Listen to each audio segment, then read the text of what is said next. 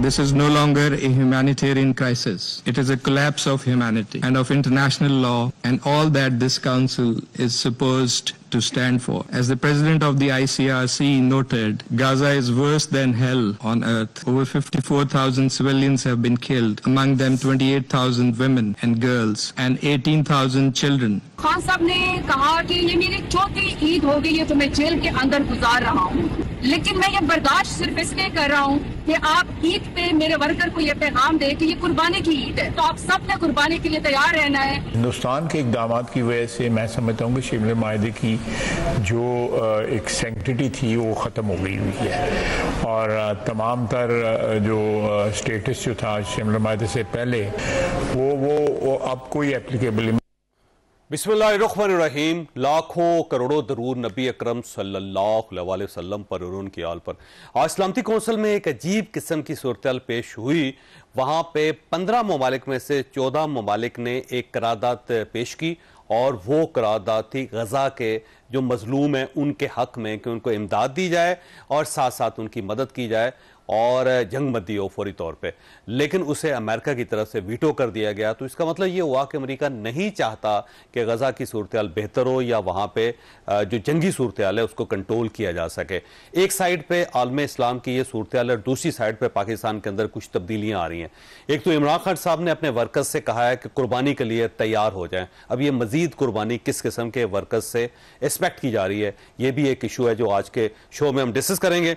और इसके साथ साथ इमरान खान साहब ने स्पीकर साहब के वो तमाम वफूद पर पाबंदी लगा दी है जिसमें ज़ाहिर पाकिस्तान तहरीक इंसाफ के MNAs और सेनेटर्स ने शामिल होना था और ये वो वफूद हैं जिन्होंने बैरून मुल्क जाके पाकिस्तान की एडवोकेसी करनी थी। तो क्या इमरान खान साहब नहीं चाहते कि पाकिस्तान का जो मुकदमा है आलमी फोरम में पेश किया जा सके? ये भी एक सवाल है जो आज के शो में हम डिस्कस करेंगे। हमारे साथ तशरीफ रखते हैं सेनेटर अफनानुल्लाह खान साहब, पाकिस्तान मुस्लिम लीग नून के साथ इनका ताल्लुक है। इनके साथ तशरीफ रखते हैं शौकत प्राचा साहब, सीनियर सहाफ़ी और एंकर पर्सन है।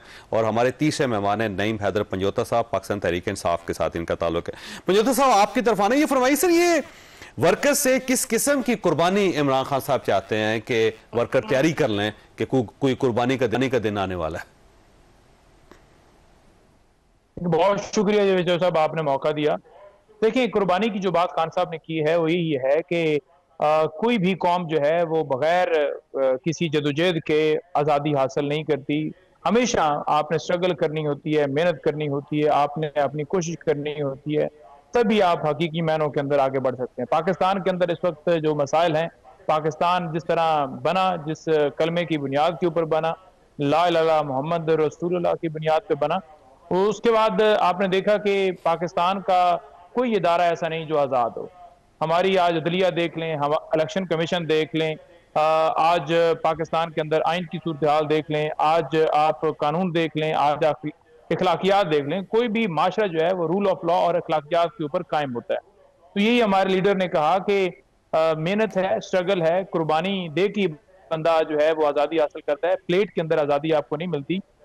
और इंशाल्लाह ताला जैसे पूरी कौम जो है उनके साथ खड़ी है और जब जब उन्होंने कॉल दी तब लोग निकले, लोगों ने कुर्बानियां दी, लोग शहीद हुए, लोग जख्मी हुए, घर उजड़े, जेलों में गए। तो आज अगर अडयाला जेल के अंदर इमरान खान साहब, इसका मतलब ये हुआ कि आप कोई एक नई तहरीक चलाना चाहते हैं और ये तहरीक पिछली तहरीकों से मुख्तलिफ होगी। देखिए, तहरीक जो है वो पिछली तहरीकों से मुख्तलिफ जरूर होगी क्योंकि जो दो एहतजाज थे खासतौर पर डी चौक वाले, उससे जरा हट के प्लान है खान साहब का। मेरे साथ जो बात करते हुए खान साहब ने बात की वो यही की कि पूरे मुल्क के अंदर एहतजाज होगा और एक स्ट्रेटजी उन्होंने दी जो कि मैं यहाँ शेयर नहीं कर सकता, लेकिन उन्होंने बताया कि इस तरह से हमने करना है और वो जो तरीकाकार होगा इंशाल्लाह ताला वो। लेकिन इससे पहले भी सर पूरे मुल्क के अंदर एहतजाज की कॉल आप दे चुके हैं और ये इस जंग से पहले की सूरत हाल थी जिसमें फील्ड मार्शल भी नहीं थे और उस वक्त कामयाब नहीं हुई, तो इस वक्त कैसे कामयाब होगी आपकी तहरीक?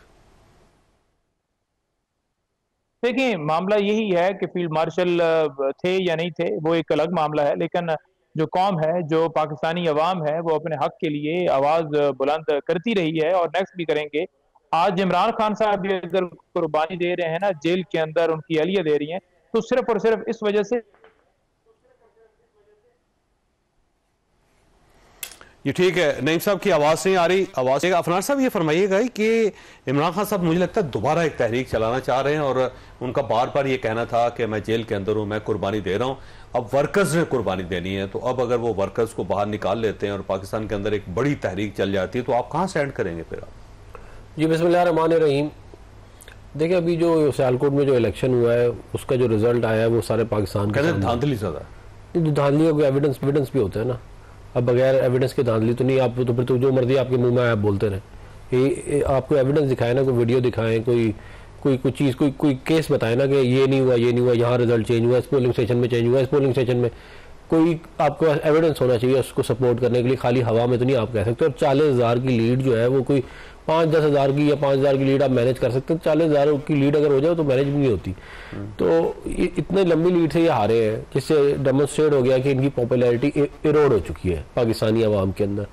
अब उसके बाद जो है वो अगर ये चाहते हैं कोई तहरीक चलाना, तो तहरीक तो जब ये बड़े पॉपुलर थे तब भी इनकी नहीं कामयाब हुई, तो अब तो वैसी इनकी पॉपुलैरिटी इनके पास नहीं है, तो ये इनके पास नहीं होगी। और दूसरी बात ये कि आप कौम से ये कह रहे हैं कि वो कुर्बानी दे, तो बात ये कि कुर्बानी कौम जरूर आपके लिए दे, मगर आप 190 मिलियन पाउंड का आपके ऊपर केस है करप्शन का, जिसके अंदर आपकी बेगम ने पैसे लिए हैं, 480 कनाल जमीन ली हुई है, आपने जो है उसके अंदर जो है वो हीरे जवाहरात लिए हुए हैं, कैश को ली हुई है, उधर एक पूरा का पूरा इंफ्रास्ट्रक्चर डेवलप किया है उस ब्राइब के तहत।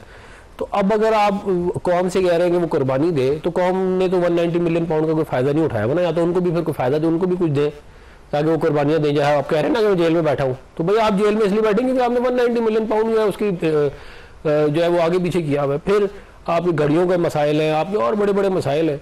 नहीं, तो तोशाखाना के केस तो सारे खत्म हो गए ना सर। तोशाखाना 2 तो चल रहा है ना, स्टैंड नहीं कर पाते, नए सिरे से तो केस बना, लेकिन वो भी किसी साइड पे मटेरियलाइज नहीं हो रहा। चले वो नहीं हुआ, 190 मिलियन पाउंड का तो ओपन एंड शट केस है ना, मतलब उसके अंदर तो कोई दो राय है ही नहीं कि जी इसके अंदर ये, और वो मानते हैं कि हमने ये जमीनें ली हैं, ये भी नहीं कहते कि हमने नहीं ली। तो ये, और फिर देखें जहाँ तक रूल ऑफ लॉ की बात बार कर रहे हैं, मुझे आप बताएं कि वो कौन सा रूल ऑफ लॉ था जिसके तहत आप हुकूमत में आए थे? वो RTS बिठाना रूल ऑफ लॉ था। पनामा की क्या कहते हैं जो है साजिश बनाना साकिब निसार के साथ मिलकर और बाकी जजों के साथ मिलकर, वो रूल ऑफ लॉ के लिए किया था आपने इस मुल्क में। यहाँ आप कहते थे कि एम्पायर की उंगली खड़ी हो जाएगी, वो क्या रूल ऑफ लॉ के लिए की थी आपने साकिब निसार के साथ और जनरल बाजवा और जनरल फैसला मिलकर इस मुल्क के आईन और कानून की धज्जियां उड़ाई हैं। आपने हाइब्रिड निजाम इस मुल्क के अंदर स्टैब्लिश किया है, और उसके बाद आप कहते हैं जी हमें रूल ऑफ लॉ का एकदम से आपको बुखार चढ़ गया। आप पहले ये तो बताएं, आज भी आप ये कहते हैं कि हम सियासी जमातों से बात नहीं करेंगे, हम तो एस्टेब्लिशमेंट से बात करेंगे। अगर आप रूल ऑफ लॉ में यकीन करते हैं तो फिर आप ये बात क्यों करते हैं? नहीं, वो सियासी जमातों को मानते नहीं, आप लोगों ने रिग्ड इलेक्शन था। वो रिग्ड इलेक्शन जो था वो तो एक वो है ना, ये कहते हैं आपका एक नैरेटिव है, बयानिया है आपका। रिग्ड इलेक्शन 2018 का उससे ज्यादा था। अगर आपने यही करना है तो वो अपने पहली गलतियों को तो बताए ना कि आप ही गलाए हुए निजाम ने ये सारा कुछ किया है, जिसकी आज तक आपने कौम से माफी नहीं मांगी, मगर आप कहते हैं जी रूल ऑफ लॉ। भाई ये रूल ऑफ लॉ जो है किसी घर की लौंडी तो नहीं है ना कि अपनी मर्जी से चलाएंगे आप। अच्छा प्राइस साहब, ये फरमाइएगा क्या अब कोई तहरीक कामयाब हो सकती है? क्योंकि जो 10 मई का दिन था उसने खासी हद तक पर्सपेक्टिव्स को चेंज कर दिया, तो अब नए पर्सपेक्टिव के अंदर क्या पाकिस्तान तहरीक इंसाफ की कोई तहरीक की गुंजाइश है? चर साहब बहुत शुक्रिया, आपने प्रोग्राम का आगाज कुर्बानी से किया, यानी कुर्बानी से पहले कुर्बानी की आपने बात की। ये बात शेख रशीद अहमद किया करते थे 2016 अब वो ठीक हो गया, हम नहीं करते 2017 में ना। शेख साहब वो कुर्बानी मियाँ साहब की हुकूमत की आने की किया करते थे बात, लेकिन अभी खान साहब जो कुर्बानी की बात कर रहे हैं वो अपने वर्कर्स को कह रहे हैं। थोड़ा सा ये डिफरेंस है, वरना आप शायद खाकान अब्बासी भी बार बार कह रहे हैं, मैं उनके काफ़ी सारे क्लिप्स देख रहा हूँ, वो कहते हैं कि जी एक नैरेटिव बनाया जा रहा था कि एंकर्स की जिम्मेदारी थी कि वो एक शो में कम से कम 30 बार मियां नवाज शरीफ को चोर कहें, चोर की। वो जो पुरानी बात 2018, हम वही 2016, 17, 18 हम उस दौर से गुजर के अब आगे आए हैं। तहरीक उस वक्त भी कोई कामयाब नहीं हुई थी। मौलाना फजलुर रहमान साहब आए थे इधर चेट में बैठ के, वो भी वापस चले गए थे। चौधरी परवेज इलाही ने कहा था कि कुछ ले दे के हमने वापस कर दिया, वो अभी तक मुझे तो नहीं पता चला कि क्या ले दिया गया था। लेकिन सवाल ये है कि जो आपने फैक्टर्स गिनवाए वो रियलिटी हैं इस मुल्क के। नंबर 1 कि मसलन 5 जून आज गुजर गया ना, बड़ी एक उम्मीद थी कि आज रिहा हो जाएंगे और बार बार कहा गया। अब वो टेक्निकल ग्राउंड पे 11 को चला गया, पता नहीं 11 को और टेक्निकल ग्राउंड क्या आएगा। दूसरी बात यह है कि खान साहब 3-4 उनके ट्वीट्स आए, उनके बयानात आए, उनकी बुनियाद पर थे कि कैसे रिहाई मिलेगी जब यजीद का लफ्ज़ इस्तेमाल कर दिया जाए, बादशाह का लफ्ज़ इस्तेमाल कर दिया जाए, जंगल का बादशाह। चले मैं वो एडजेक्टिव नहीं लगाता, ठीक है साथ।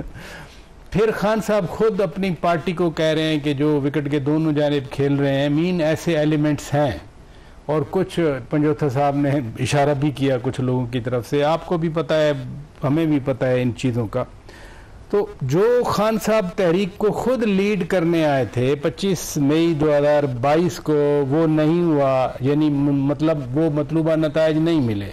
फिर 26 नवंबर 2022 को आर्मी चीफ की तैनाती रोकने की तहरीक थी, पिंडी में बैठे रहे, वो मतलूबा नताइज नहीं आए। फिर 5 अक्टूबर 26 नवंबर दोबारा पिछले साल मतलूबा नताइज नहीं आए।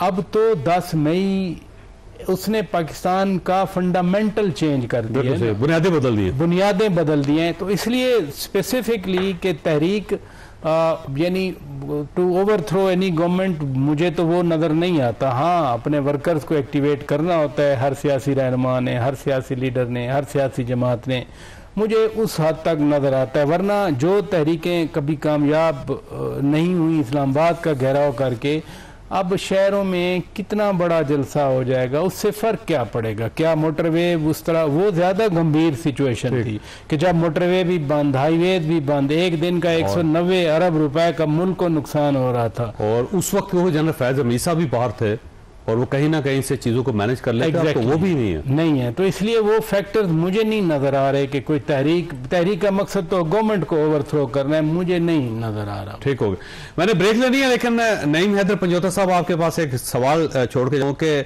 जब मुल्क को ज़रूरत होती है तो उस वक्त सारी पोलिटिकल पार्टीज एक हो जाती है, जैसे कि इस वक्त कांग्रेस जो है वो लीड कर रही है एक वफ्द को जो इस वक्त वाशिंगटन में बैठा है, शशि थरूर जो है उसको लीड कर रहे हैं, और पाकिस्तान के अंदर भी जो ज़ाहिर है पीपल्स पार्टी है, बिलावल साहब उसको लीड कर रहे हैं एक वफ्द को। तो उस वक्त ज़ाहिर है वफूद की ज़रूरत है बाहर, लेकिन इमरान खान साहब ने पाबंदी लगा दी है कि मेरी पार्टी का कोई शख्स किसी वफ्द का हिस्सा बन के मुल्क से बाहर नहीं जाएगा। तो इसका मतलब ये हुआ कि फिर आप को पाकिस्तान के साथ कोई खास दिलचस्पी नहीं है। तो इस किस्म के फैसले आप क्यों कर रहे हैं? छोटी सी ब्रेक के बाद दोबारा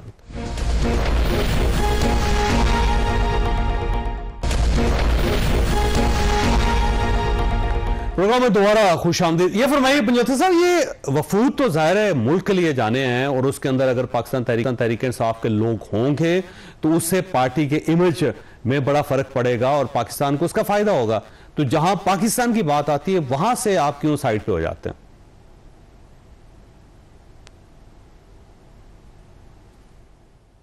नहीं, मैं पंजोता साहब से तक मुझे लगता है मेरी आवाज नहीं जा रही।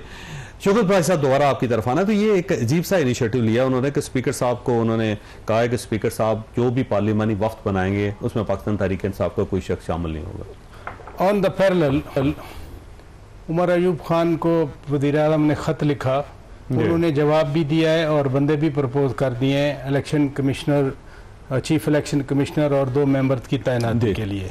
तो ये अजीब सी स्ट्रेटजी नज़र आ रही है कि कहीं हम तावन करेंगे, कहीं तावन नहीं करेंगे।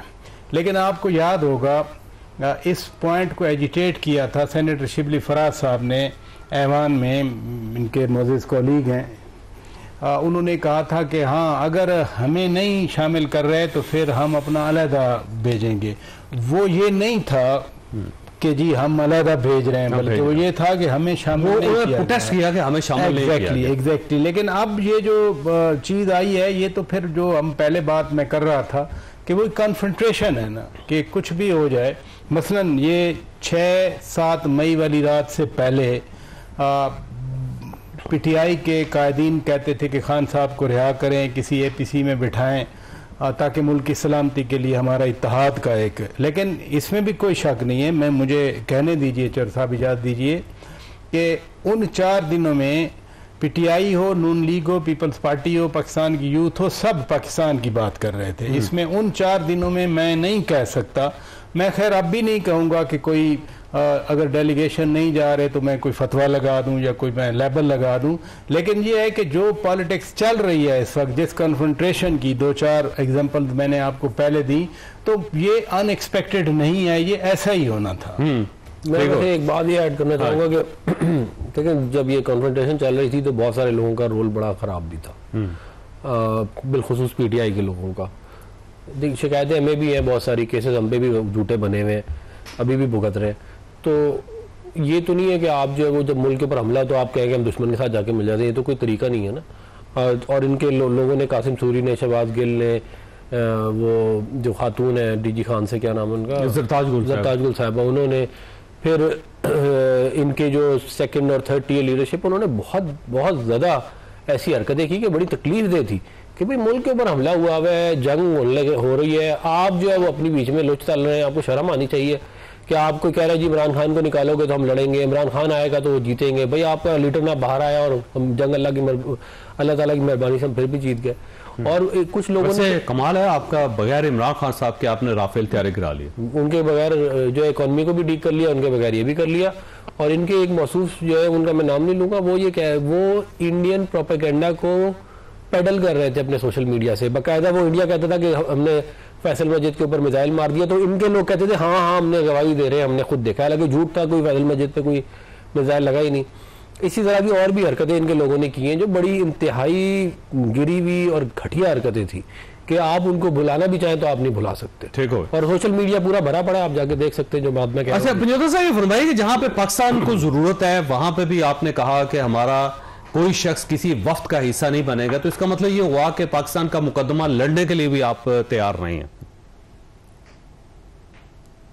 तो सब बात यह है कि बड़ी लंबी चार्जशीट है। इन्होंने कहा जी कि इमरान खान साहब ने जो है जिस तरह का रोल अदा किया, या पार्टी ने रोल अदा किया, या जिस तरह की ये एक्टिविटीज करते हैं, कोई भी मामला होता है, जो ये सेटअप बिठाया गया है ना, फार्म 47 के मुताबिक बिठाया गया है, और तमाम लोग ये धांधली से जीते हुए हैं, तमाम लोग अपने हल्के हारे हुए हैं। 180 दिन के अंदर डिसाइड करना होता है इलेक्शन पटिशंस को, लेकिन 180 दिन क्या, 1 साल से ऊपर ऐसा हो गया है और वो इलेक्शन पटिशन डिसाइड नहीं हुई, क्योंकि वहां पर भी अपनी मर्जी का सारा सेटअप बना दिया गया इलेक्शन एक्ट के अंदर तरमीम करके।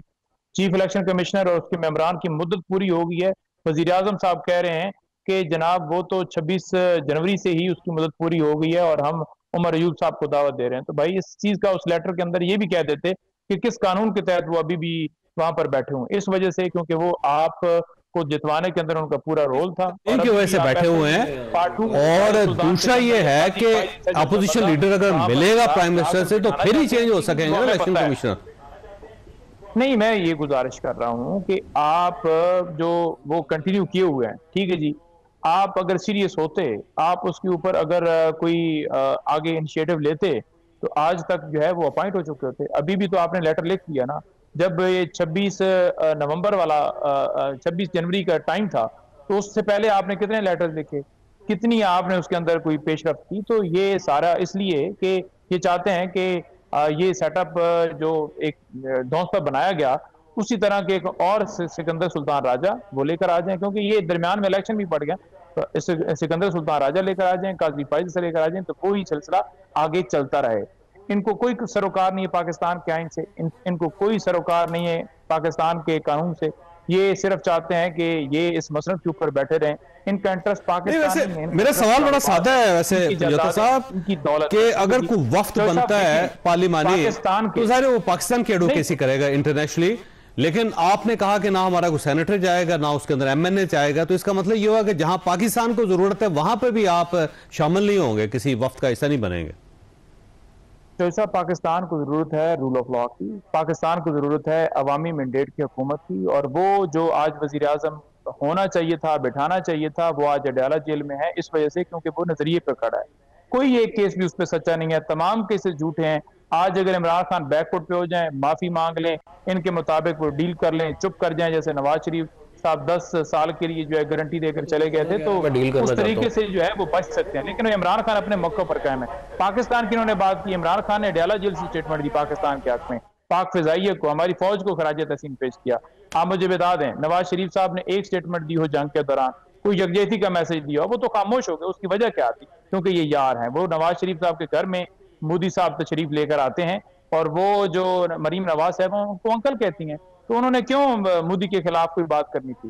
तो हमारी मुहिब्बुल वतनी का कंपैरिजन इनके साथ ना लगा। अच्छा, वैसे ना एक प्रियोदर साहब थोड़ा सा कोर्स ऑफ हिस्ट्री जो है ना उसको ठीक करने के चक्कर में आपको याद होगा कि इमरान खान साहब अभी प्राइम मिनिस्टर नहीं बने थे, वो यहाँ से खसूसी जहाज लेके वो दिल्ली गए थे और जाकर नरेंद्र मोदी के साथ उन्होंने मुलाकात की थी और एक बैट भी उनके हवाले किया था, उसके ऊपर साइन करके भी। तो इस साइड पे तो जाहिर मोदी चल के इस साइड पे आए, आप चल के मोदी के पास गए थे, वो याद नहीं शायद आपको। आपने ये देखना है कि जब पाकिस्तान का मामला हो तो उसके अंदर इमरान खान साहब ने मोदी को ललकारा या नहीं ललकारा, नवाज शरीफ साहब ने मोदी को ललकारा या नहीं, इमरान खान ने ललकारा, नवाज शरीफ चुप रहे।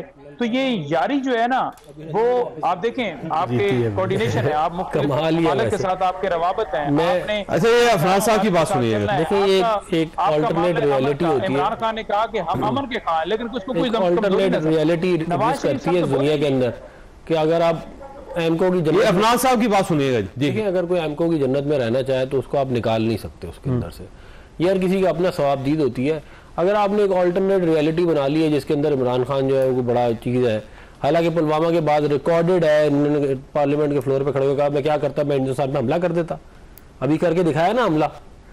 ये उन लोगों को बुरा भला कह रहे हैं जिन्होंने 5 एटमी धमाके किए हुए। अगर वो हिंदुस्तान को खुश करना होता तो एटमी धमाके करते।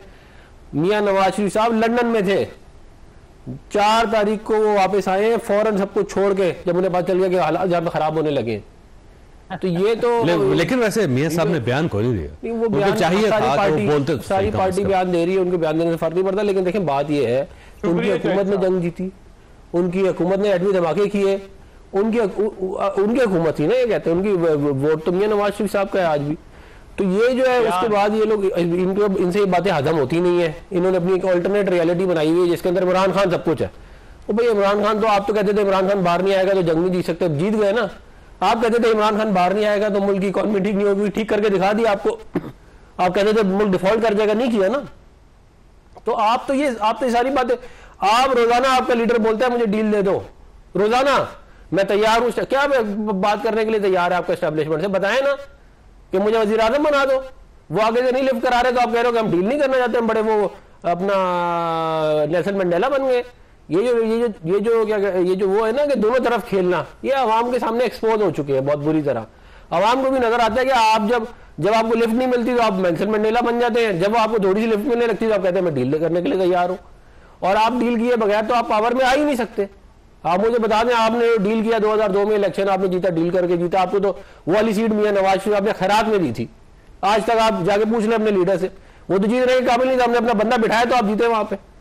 उसके बाद 2013 में आप कहते रहे कि जी इलेक्शन जो है वो रिग हुआ है, सुप्रीम कोर्ट ने इन्वेस्टिगेशन की और उस इन्वेस्टिगेशन का रिजल्ट आज भी मौजूद है कि कोई सिस्टमैटिक रिगिंग नहीं थी, मगर आप 35 पंक्चर होते रहे कि जी मैंडेट नहीं है। आज जब वो 35 पंक्चर का पता चला वो नहीं है तो आपको माफी मांगनी चाहिए थी, आज तक आपने नहीं मांगी। आप उसके बाद आरटीएस में और पनामा में और अंपायर की उंगली में बिजी थे ना। ठीक हो, तो ये इस तरह ये एमको की जन्नत में कोई रहना चाहे तो उसका कोई इलाज नहीं है। अच्छा, मुझे कैसे छोटी सी ब्रेक लेनी है, लेकिन पाक साहब आपके पास एक सवाल छोड़ के जा रहा हूँ कि आज अंदर एक कैंपेन चली है जिसके अंदर पाकिस्तान तहरीक इंसाफ बड़े अरसे बाद उन्होंने जाके एक तहरीक दोबारा वहाँ पे शुरू की है और ये कैंपेन है, होर्डिंग्स लगाए गए हैं प्रॉपर और उसके अंदर ज़ाहिर फील्ड मार्शल को भी एम्बेरस किया गया है और साथ साथ कुछ और भी इसके अंदर तस्वीरें हैं जो ऑब्जेक्शनेबल हैं। एक साइड पे इंडिया की कैंपेन चल रही है, साथ पाकिस्तान तहरीक इंसाफ की कैंपेन चल रही है। ये अल्टीमेटली इसका नतीजा क्या निकला है? छोटी सी ब्रेक है दोबारा जरूरत।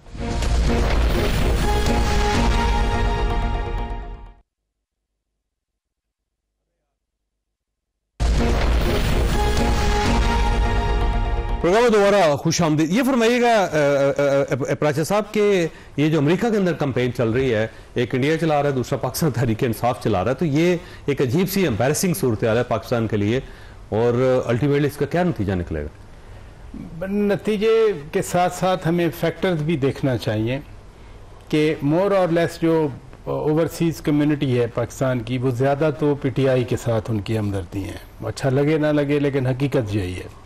और ख़ास तौर पर जो यूनाइटेड स्टेट्स में कम्युनिटी है, कुछ डॉक्टर्स भी अभी इधर आए हुए थे, मुलाकात तो उनकी ना हो सकी लेकिन इम्प्रेशन यही था कि वो भी कोई ख़ास पैगाम लेके या दे के आए, लेकिन वो चूँकि उनकी मुलाकात ना हुई।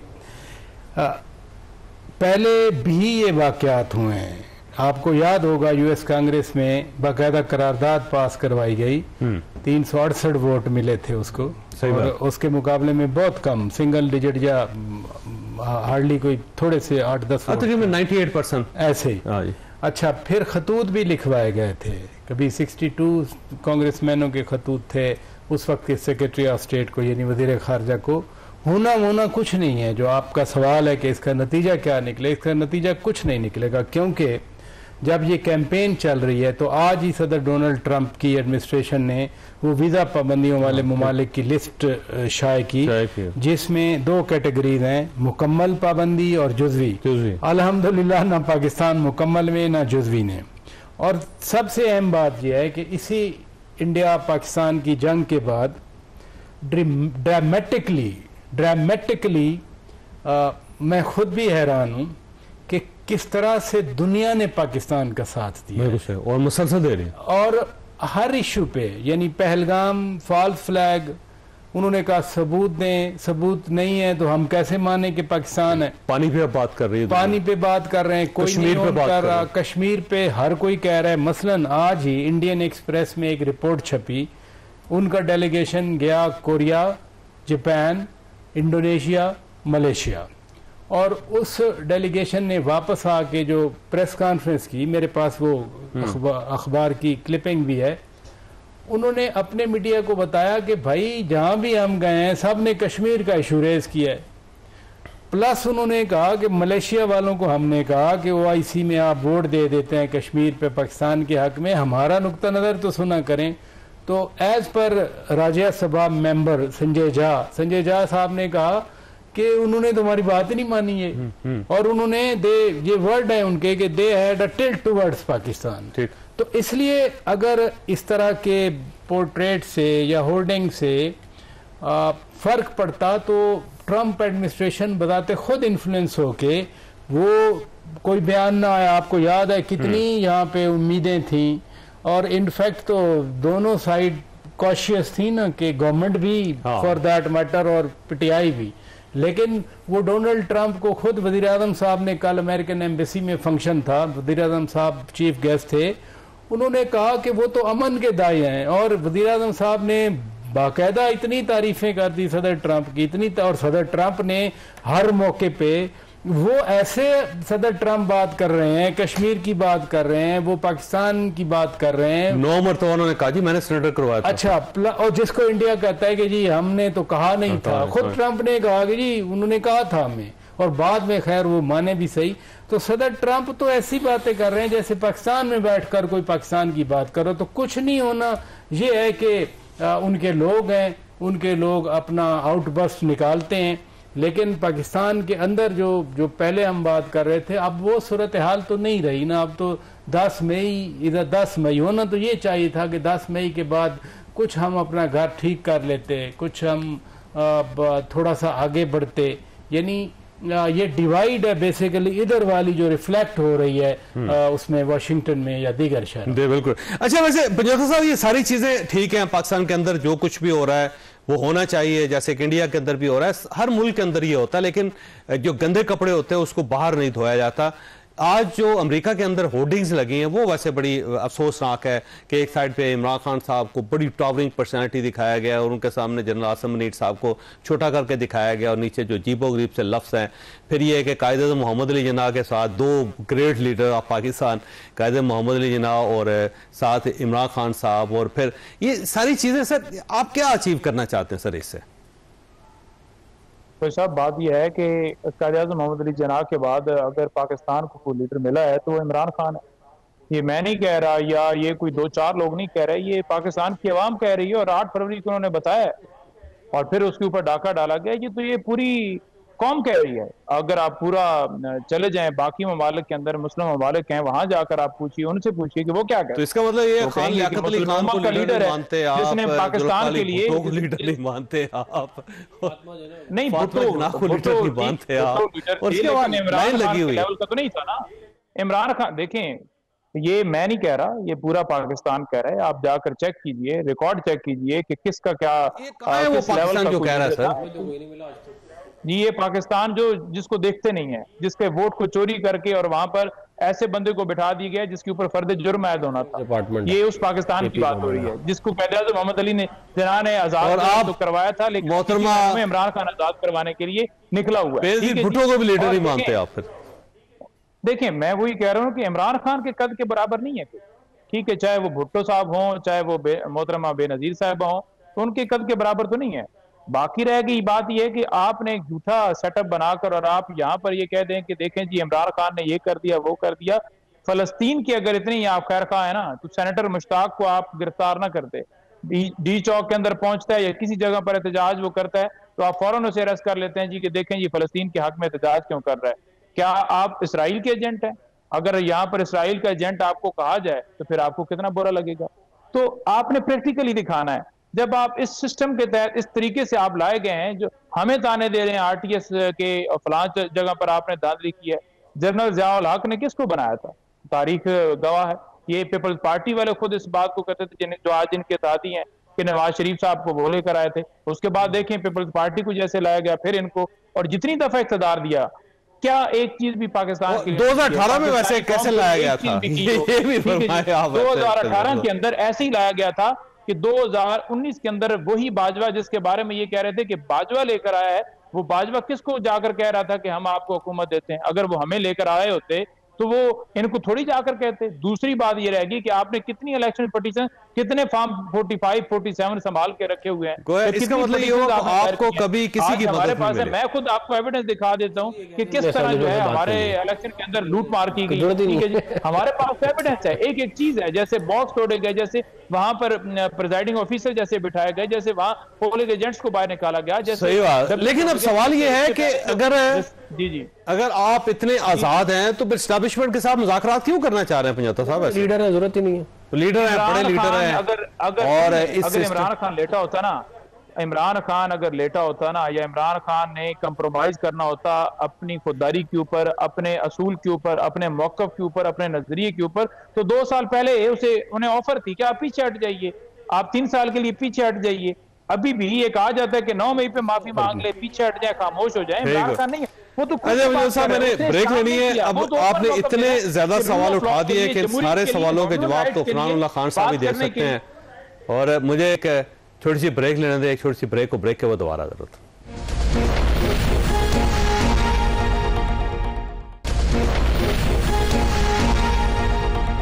प्रोग्राम में दोबारा खुश आमदीद। अफरान साहब, ये देखें, जाहिर है 2024 के जो इलेक्शंस हुए हैं वो आपके गले पड़े हुए हैं। पाकिस्तान तहरीक इंसाफ ये कहती है कि हमारा मैंडेट है, आपको वापस करना चाहिए, और जब तक हमें मैंडेट वापस नहीं मिलता हम ना इस सिस्टम की सपोर्ट कर सकते हैं ना पाकिस्तान की सपोर्ट कर सकते हैं। ठीक है, फिर वो ये जो है एक्सपोज हो रहे हैं बुरी तरह पाकिस्तान के अवाम के सामने भी, इसीलिए भी सियालकोट का रिजल्ट जो है वो आपने देख लिया, 40,000 की लीड है, और जो सबसे बड़े लीडर हैं वो उनका कैंडिडेट जो है वो फारिग हो गया। इतने बड़े लीडर हैं कि लियाकत अली खान से भी बड़े लीडर हैं। फिर जो है वो इन्होंने फरमाया कि यहूदी साजिश की जो बात की, कोई बात ये है कि आपके तो इमरान खान साहब के तो बच्चे यहूदी हैं यार। आप मतलब आप उनके बच्चे, आज खान के बच्चे हैं, वो जो भी है वो मतलब है तो उन्हीं के पास ना। और ये पहली दफा नहीं है उनकी साजिश में, हमेशा वो यही करते हैं, शादियां करा के। ये खाली पहली तो लेनिन की, स्टॉलिन की, यासिर अराफात की, सबकी बीवियां जो यहूदी थी। ये को पहले थोड़ी है कि ये पूरी की पूरी साजिश के तहत इस मुल्क में निजाम में घुसेड़ा गया था, इस मुल्क की जमहूरियत को, इस मुल्क को तबाह करने के लिए इनको। और उसके ऊपर ये लगे अभी ये कहते हैं कि जी हम बहुत बड़े लीडर बन गए हैं, तो ये बता दें कि जनरल बाजवा को बाप किसने बनाया था? ये गलत। जनरल बाजवा को बाप किसने बनाया था? मियां नवाज शरीफ साहब जब वजीर आजम बने तो उस वक्त ज़ियाउल हक जो था वो था ही नहीं जिंदा। आपको पता है 1988 में हादसा हुआ था, मियां साहब 1990 में वजीर आजम बने। अब आप जो मर्जी कहते रहे, दुनिया आपको ना तारीख का पता है सही तरह। और अगर आप किसी यूथ मतलब एमको की जन्नत में रहना चाहते हैं तो एमको की जन्नत में तो आप जो मर्जी इमरान खान को बना दे, जो मर्जी। इनके तो लोग अल्लाह माफी दे तो पैगंबर बनाने के चक्कर में उसको, इनको तो कहीं पे ब्रेक लगती नहीं है ना, क्योंकि जितना ज्यादा उठाएंगे वहां पे जाके उतने ज्यादा फायदे मिलेंगे। तो ये सारे के सारे इसी रेस में लगे। कोई कुछ बोल रहा है, जिसके मुंह में जो आता है बोले जा रहे हैं। आप ये मुझे ये बता दें कि वो इतना बड़ा अजीम लीडर था तो मुल्क का बेड़ा गर्क क्यों हो गया? 1 हफ्ते बाद मुल्क छोड़ के गए, 1 हफ्ते बाद कहते हैं जी मुल्क डिफॉल्ट होने लगे। इतने अजीम लीडर ने मुल्क का बेड़ा गर्क कर दिया कि 1 हफ्ते बाद मुल्क डिफॉल्ट होने लगे। कोई काम आपने ऐसा नहीं किया जो आप आवाम को बता सकें 4 साल में। कोई एक चीज आज आपके पास बताने के लिए नहीं, तो आप जो है वो लोगों पे इल्जाम लगा रहे हैं कि जी ये इलेक्शन ठीक नहीं। 2013 के इलेक्शन भी आप कहते थे ठीक नहीं हुआ, फिर सुप्रीम कोर्ट ने आपके खिलाफ जजमेंट दी। मेरी जो आवाज सुप्रीम कोर्ट जिसको आप कहते हैं आजाद, उसी ने आपके खिलाफ जजमेंट दी हुई है कि ये वो कोई सिस्टमेटिक रैगिंग नहीं हुई उस इलेक्शन के अंदर। मगर आप फिर भी झूठ बोले जा रहे हैं, कहीं पे ब्रेक ही नहीं लगनी झूठ बोलने के, तो कोई इसका इलाज नहीं है। अच्छा प्रसाद साहब, ये देखिए ये जो सलामती कौंसिल में आज हुआ जी, ये वीटो कर दिया अमेरिका ने, और गजा के ऊपर तो ज़ाहिर आलम इस्लाम पूरा इस वक्त उसके अंदर बड़ा इस्तराब है, तो इस मैसेज को किस तरह डिसाइफर किया जाएगा, किस तरह समझा जाएगा? सीधी सी बात है, इसमें डिसाइफर करने वाली बात है ही कोई नहीं।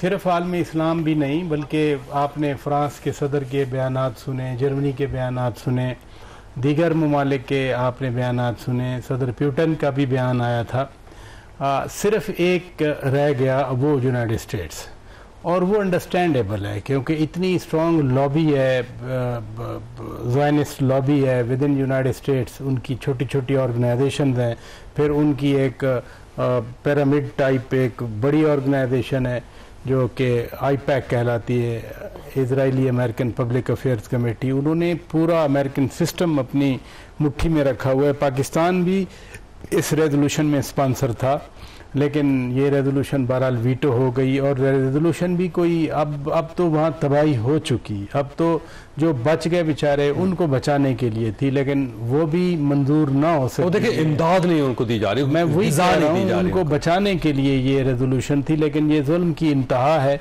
और बर्बरियत की इंतहा है। लेकिन बिलावल भुट्टो जरदारी साहब ने बड़ी ज़बरदस्त बात की, वो इसी कॉन्टेक्स्ट में बात कर रहे थे। उन्होंने कहा कि मोदी जो हैं वो नेतन्याहू की खराब कापी हैं, खराब चीप कापी हैं।